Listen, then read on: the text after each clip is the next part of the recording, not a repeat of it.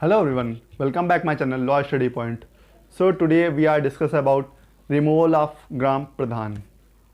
तो इसमें हम लोग इस टॉपिक में कुछ चीज़ें बात देखते हैं. सबसे पहले इसमें हम लोग एप्लीकेशन की बात देखेंगे कि application for the questioning the election कैसे होता है, ग्राउंड्स क्या क्या होते हैं उसके बाद पावर ऑफ अथॉरिटी क्या क्या है, उसके बाद कैजुअल वैकेंसीज क्या क्या हैं, और उसके बाद जो है रिमूवल ऑफ ग्राम प्रधान देखेंगे. उसके लिए सबसे पहले हम लोग बात करते हैं कि application for the election for the questioning of election, मतलब जो इलेक्शन हुआ है उस पर क्वेश्चनिंग उठाई जा सकती है कि नहीं उठाई जा सकती है. तो एप्लीकेशन कहाँ फाइल करना है, ये सेक्शन जो है 12 क्लॉज सी में दे रखा है. इसमें जो है बताया गया है कि अगर इलेक्शन जो है फ्री एंड फेयर इलेक्शन नहीं हुआ है तब आप जाके इलेक्शन पे जो है आपत्ति या एप्लीकेशन या क्वेश्चन जो है क्वेश्चनिंग की एप्लीकेशन जो है फाइल कर सकते हैं.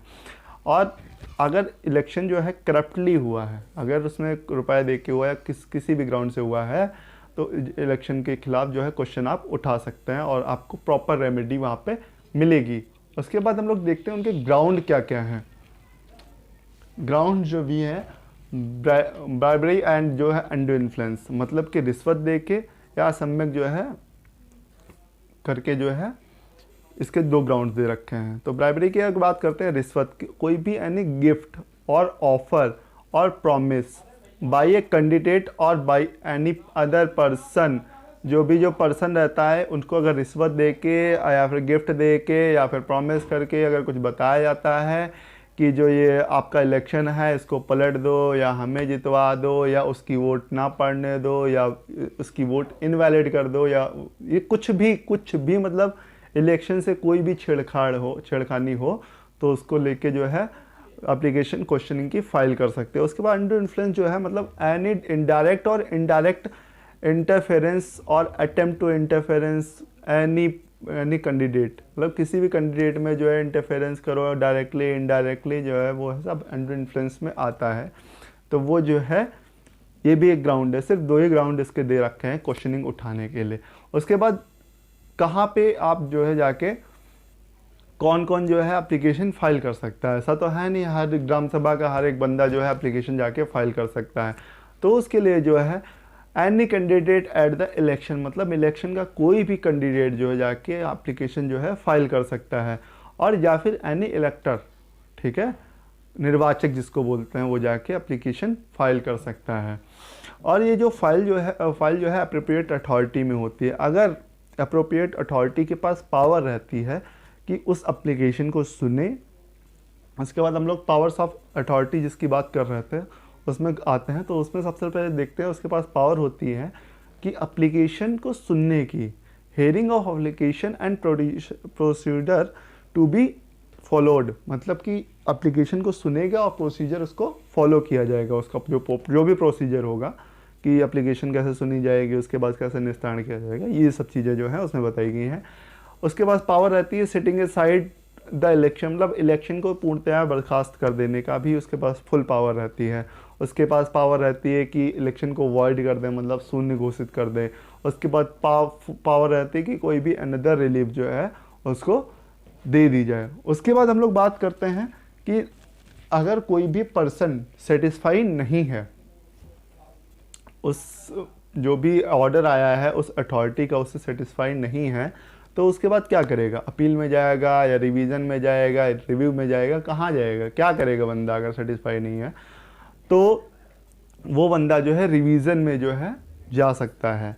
रिवीजन में वो है ऑर्डर आने के विदिन 30 डेज़ के अंदर जो है आप डिस्ट्रिक्ट कोर्ट में जाके डिस्ट्रिक्ट जज के पास जाके रिवीजन की एप्लीकेशन दे सकते हैं. फिर वो जो है उसमें बताना पड़ेगा रीज़न क्या है. उसके रिवीजन के 3 ग्राउंड दे रखे हैं इसमें. सबसे पहला ग्राउंड है authority the exercised a jurisdiction not vested in it by law, मतलब जो भी जुरिडिक्शन है वो उस अथॉरिटी के पास है ही नहीं, इस पे आप रिवीजन करवा सकते हैं. दूसरा ग्राउंड ये है authority has failed to execute a jurisdiction so vested, मतलब जो उसके पास जुरिडिक्शन है वो फेल हो गया है उसको एग्जीक्यूट करने में. या फिर तीसरा आपके पास जो एक और आपको उसमें ग्राउंड दे रखा है, authority has acted and exercise the of its jurisdiction illegally with the immaterial material irregularity, मतलब जो भी जुरिडिक्शन है वो इलीगल है और मटेरियल जो है इनरेगुलरिटी के द्वारा डील हो रहा है। तो ये 3 ग्राउंड दे रखे हैं वहाँ पे रिवीजन करने के लिए। तो डिस्ट्रिक्ट जज के पास फुल पावर होती है, वह खुद अपने द्वारा या फिर किसी सिविल जज या असिस्टेंट सिविल जज या एडिशनल सिविल जज के द्वारा या फिर किसी अनदर ऑफिसर्स को जो है ये आपका रिवीजन एप्लीकेशन फाइल ट्रांसफ़र कर देगा, वो आपकी सुनवाई करेगा और रिवीजन का जो भी ऑर्डर होगा वो फुल एंड फाइनल होगा। उसके बाद हम लोग बात करते हैं कैजुअल वैकेंसीज़ की, मतलब जो भी प्रधान या फिर ग्राम मेंबर्स की जो भी वैकेंसी हैं वो कैजुअली कैसे खाली हो जाती हैं, मतलब कि सीट है 5 साल उनके पूरे नहीं हुए और उससे पहले ही वो खाली हो जाती हैं।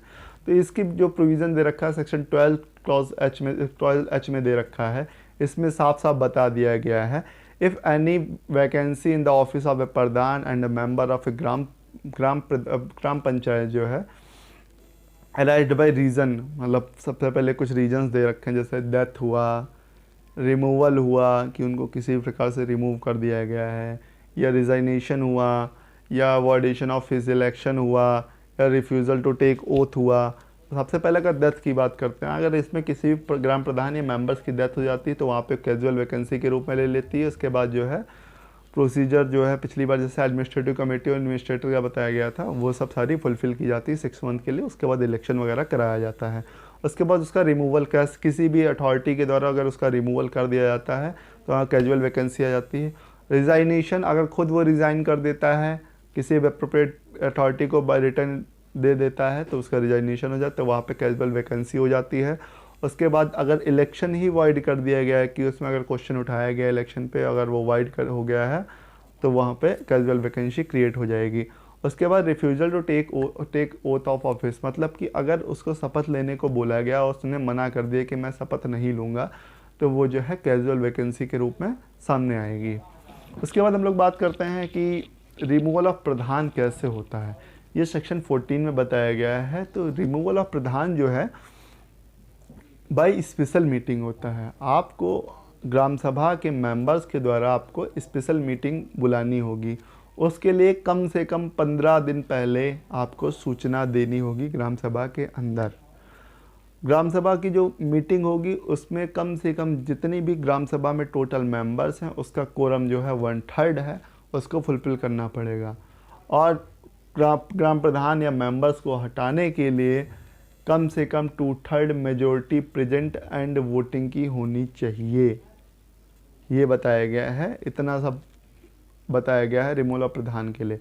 अगर बाय डिफ़ॉल्ट आपकी जो मेजॉरिटी जो है 2/3 नहीं फुलफ़िल हो पाई है तो आपको जो है 1 साल के लिए सारी मीटिंगें रिजेक्ट करनी पड़ेंगी, निरस्त करनी पड़ेंगी, और 1 साल के बाद आप जाके जो है दोबारा मीटिंग कर सकते हो। और एक मोस्ट इम्पॉर्टेंट बात है, अगर प्रधानी का इलेक्शन हुआ है तो 2 साल तक आप स्पेशल मीटिंग रिमूवल ऑफ प्रधान के लिए नहीं बुला सकते हैं।